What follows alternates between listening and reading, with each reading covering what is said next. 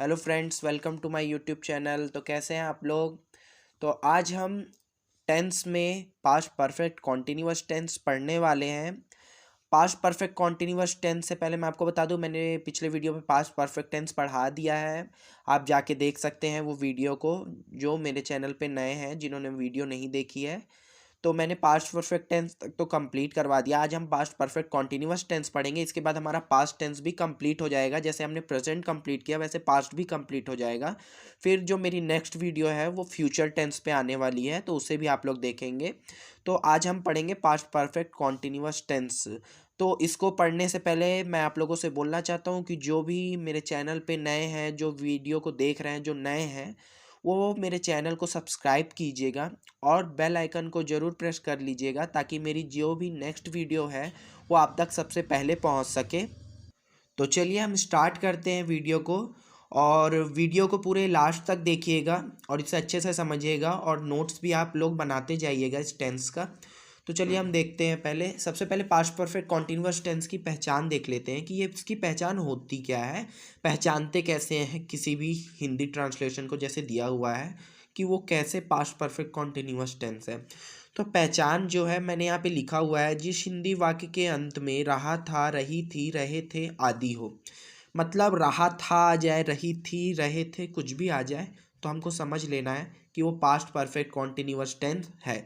तो जब हम पहचान लेंगे तभी तो हम आगे कर पाएंगे उसको ट्रांसलेट। तो सबसे पहले तो हम पहचान जानेंगे, उसे याद कर लीजिएगा।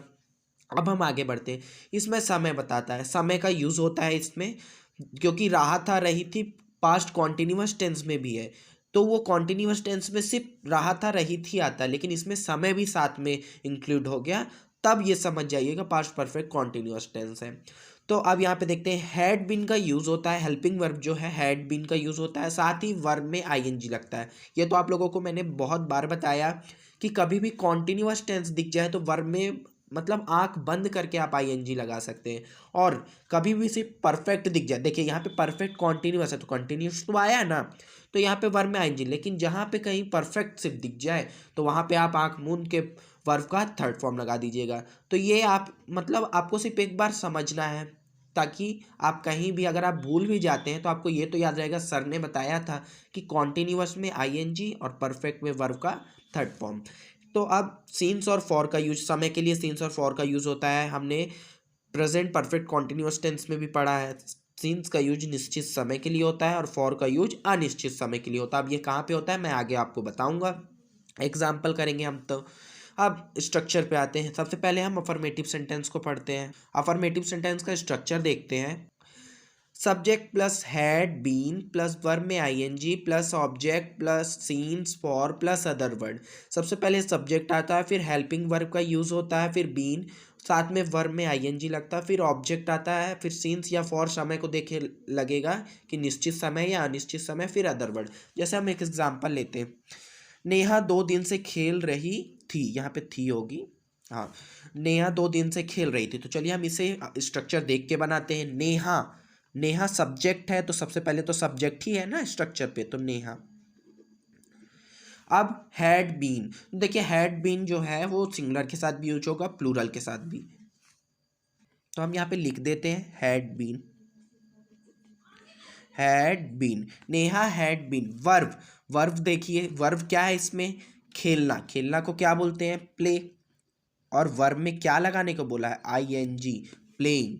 Neha had been playing. Object, क्या ऑब्जेक्ट है इसमें कि क्या खेल रही, ये बताया गया है, नहीं बताया तो हम ऑब्जेक्ट नहीं देख रहे हैं, इसमें है ही नहीं, क्योंकि सिंस फॉर। अब हम समय को देखते हैं कि समय में क्या यूज होगा, सिंस या for.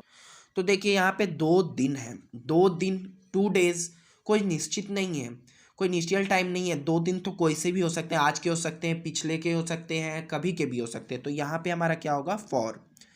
Neha had been playing for 2 दिन, तो 2 दिन को 2 डेज। ये था हमारा एग्जाम्पल अफर्मेटिव सेंटेंस का। चलिए हम बढ़ते हैं नेक्स्ट नेगेटिव सेंटेंस में। ये हमारा नेगेटिव सेंटेंस के स्ट्रक्चर पे हम आ गए हैं। चलिए हम पढ़ते थे कि नेगेटिव यानी नहीं, नकारात्मक जिसको बोलते हैं हिंदी में। तो जिस पे नहीं लग जाए, रहा रही थे के साथ, था थी के साथ अगर नहीं लग जाए, आप समझ जाइए कि वो पास्ट परफेक्ट कॉन्टिन्यूअस टेंस का नेगेटिव है। नेगेटिव में कोई भी डिफिकल्टी नहीं है, सिर्फ हैड के बाद नॉट यूज़ हो जाएगा, बाकी पूरा स्ट्रक्चर अफर्मेटिव सेंटेंस का आ रहा है।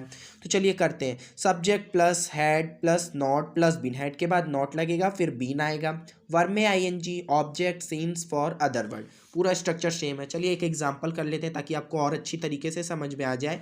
वह सोमवार से नहीं जा रहा था, वह को क्या बोलते हैं हम, लड़के के लिए है ये जा रहा था, तो यहाँ पे वह का यूज़ ही के साथ हो रहा है क्योंकि लड़के के लिए वह का ही होता है, मीनिंग ही। हैड, फिर नॉट, फिर बीन। आपको स्ट्रक्चर देख के सिर्फ करते जाना। वर्ब, वर्ब क्या है, जाना, तो गो के साथ I N G, going. He had not been going. Object हमारा यहाँ पे दिख ही नहीं रहा क्योंकि मैंने यहाँ पे लिखा ही नहीं है कि कहीं पे जाना, अगर लिखा होता तो ऑब्जेक्ट को हम उतारते। सीन्स फॉर, चलिए हम देखते हैं। सोमवार, सोमवार क्या है, निश्चित है, इनिशियल है, मतलब हमको बता दिया कि सोमवार को ही वो जा रहा था या नहीं जा रहा था, तो सिंस यूज होगा। तो सिंस, सोमवार को इंग्लिश में बोलते हैं मंडे, तो he had not been going since Monday. ये था हमारा नेगेटिव सेंटेंस। अब हम नेक्स्ट इंट्रोगेटिव सेंटेंस पे पहुंचते हैं। इंट्रोगेटिव यानी शुरू पे ही आपको इंट्रोगेटिव, शुरू पे ही क्या आ जाए, क्या वह खा रहा था, क्या वह पढ़ रहा था, क्या आ जाए, समझ जाइए इंट्रोगेटिव है। हैड सब्जेक्ट, मतलब जो भी हमारा वर्ब, हेल्पिंग वर्ब होता है वो पहले, तो हैड हमारा हेल्पिंग वर्ब था तो हैड पहले, फिर सब्जेक्ट, फिर बीन। यहाँ पे आप देखेंगे कि हमारा अफर्मेटिव में हमने पढ़ा था हैड बीन साथ में था, यहाँ पे ऐसा मत कर दीजिएगा कि हैड बीन आगे ही लिख दीजिएगा, नहीं, हैड पहले, फिर सब्जेक्ट, फिर बीन, फिर वर्ब में I N G, object, since for other word, साथ में यहाँ पे क्वेश्चन मार्क जरूर लगा लीजिएगा। ठीक है, चलिए अब एक एग्जांपल देखते हैं। क्या मैं 1993 से खाना बना रहा था, तो सबसे पहले हैड, तो हैड लिख लीजिए, फिर सब्जेक्ट, तो सब्जेक्ट इसमें मैं, आई, बीन, वर्ब, खाना बना रहा था, तो वर्ब इसमें क्या है, बनाना, बनाना को क्या बोलते हैं, कुक, साथ में क्या लग गया, आईएनजी, कुकिंग। फूड, अब हमारा ऑब्जेक्ट इसमें दिया है क्या, खाना, तो खाना को फूड बोलते हैं। अब देखिए समय, तो समय के लिए 1993 निश्चित है क्योंकि हमको बता दिया है कि 1993 से ही खाना बना रहा था, तो यहाँ पे क्या हो जाएगा, सीन्स 1993। बस ये था हमारा इंट्रोगेटिव। तो मैंने आपको past continuous, past perfect continuous tense का पहचान बताया, अफर्मेटिव सेंटेंस का स्ट्रक्चर बताया विथ एग्जांपल, नेगेटिव का स्ट्रक्चर विथ एग्जांपल, इंट्रोगेटिव का structure with example, had been का यूज़, वर्ब में आईएनजी, सबके एकदम इजी मैंने समझा दिए। आप लोग इसे देखिएगा और वीडियो अच्छी लगी तो वीडियो को लाइक, चैनल को सब्सक्राइब और ज़्यादा से ज़्यादा लोगों पे शेयर कीजिएगा।